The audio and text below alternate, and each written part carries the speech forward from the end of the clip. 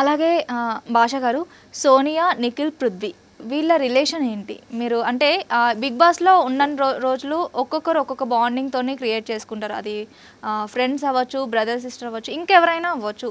So వాళ్ళ relation ఏంటి? సోనియా, నిఖిల్, పృథ్వీ వాళ్ళ మనసులో ఏముందో నేనైతే చెప్పలేను, కానీ చూస్తే నాకు కొంచెం చీరాకుగా అనిపించేది. చిరాకు. అందుకే నేను దగ్గరికి వెళ్ళేవాడిని కాదు. అక్కడ ఎక్కడ నడుస్తుంది మళ్ళీ స్టార్ట్ అయిందిరా డ్రామా అని చెప్పి, నేను ఫ్యామిలీ డ్రామా మొదలైందిరా అని చెప్పి పక్కకి వెళ్ళిపోతుండే.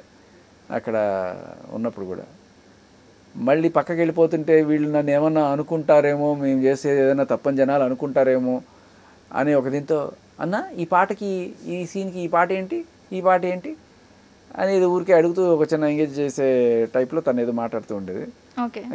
నేను చెప్పకపోతే బాగుండదని ఏదో 2-3 చెప్పేసి వెంటనే మెల్లగా హలో సుబ్బారావు వస్తున్నానని చెప్పి నేను వెళ్ళిపోయేవాడిని.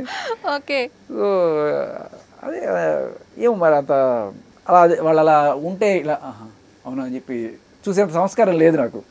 అంటే అట్లాంటి ఇది ఉంటే సర్లే వాళ్ళు ఏదో ప్రైవేట్ స్పేస్ లేకపోతే అలా అనుకుని నేను వెళ్ళిపోయేవాడిని. మరి వాళ్ళ అదేదో చెప్తారు కదా, వాళ్ళ వ్యవహారం ఏమిటో వాళ్ళ ఆచారం ఏమిటో వాళ్ళ అన్నట్టుగా ఏదో డైలాగ్ గుర్తురాట్లేదు నాకు తక్కువని. ఏమో వాళ్ళు అంటే వాళ్ళు నిజంగానే వాళ్ళని మిస్ అవుతూ వీళ్ళల్లో వాళ్ళలో వీళ్ళని చూసుకుంటూ అలా ఓదార్పు యాత్రలు చేసుకుంటున్నారేమో. బట్ నాకే కాదు హౌస్ మేట్స్లో చాలామందికి కూడా ఒక మంచి ఫీలింగ్ లేకుండా, అంటే ఆల్రెడీ ఒక గ్యాంగ్, ఆ గ్యాంగ్లో మళ్ళీ ఒక కోర్ గ్యాంగ్ అన్నట్టుగా ఇది. అండ్ నిన్న నామినేషన్ జరిగినప్పుడు కూడా పృథ్వీ, నిఖిల్ దేంట్లో ఉంటే ఈవిడ కూడా దాంట్లోనే ఉంటుంది. ఇప్పుడు నామినేషన్స్లో మీరు ఉన్నప్పుడు ఇది ఫెయిర్ అనిపించిందా మీకు? రావాలనే కోరుకున్నాను నేను. నా పాయింట్ ఏంటంటే నామినేషన్లోకి అంటే ఫస్ట్ నేను ఈ మీరు అనుకుంటారేమో నామినేషన్లు ఎలిమినేషన్లు ఎవరిని చేస్తారు, నామినేషన్లు ఎవరిని చేస్తారు, బాగా పెర్ఫామ్ చేయని వాళ్ళని చేస్తారు. నన్ను ఎందుకు చేస్తారు? నాకు అసలు ఈ పరిస్థితే రాదు కదా అని పెద్ద తోపులాగా ఊహించుకొని నేను వెళ్ళిపోయాను. తర్వాత నాకు అర్థం ఏంటంటే బాగా పెర్ఫామ్ చేయాలి, దీనికి సంబంధం లేదు, పక్కనోడికి నేను నచ్చకపోతే నేను నామినేషన్ చేసేస్తాడు. సరే పోన్లే, అది కూడా మంచిదే. వీడే నన్ను పంపించేది కాదు కదా, జనాలు డిసైడ్ చేస్తారు కదా.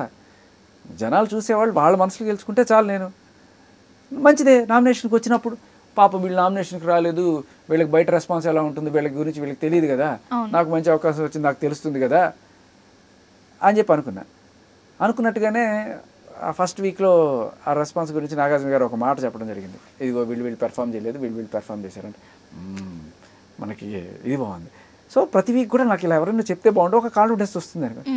నాగార్జున గారు అందులో ఒక ట్రిక్ ప్లే చేశారు. వీళ్ళు చాలా బాగా పెర్ఫామ్ చేశారు, వీళ్ళు కొంచెం మిడ్లో ఉన్నారు, పూర్గా చేసిన వాళ్ళనే చెప్తాను అని చెప్పారు. ఎందుకు అంటే బాగా పెర్ఫామ్ చేసామని చెప్తే వీళ్ళకి కొమ్ములు వచ్చేసి ఏదైనా చేస్తారని చెప్పి ఆయన చెప్పలేదు. నేనేమనుకున్నా బాగా పెర్ఫామ్ చేసిన వాడిని నేనే అయి ఉంటాను అని ఒక ఊరికే అనుకున్నాను. కానీ తర్వాత నా ప్రోటీన్ పౌడర్ కష్టాలు వచ్చిన తర్వాత నాకు మెల్లగా ఎనర్జీ డౌన్ అయ్యింది. బట్ అది కారణం కాదు.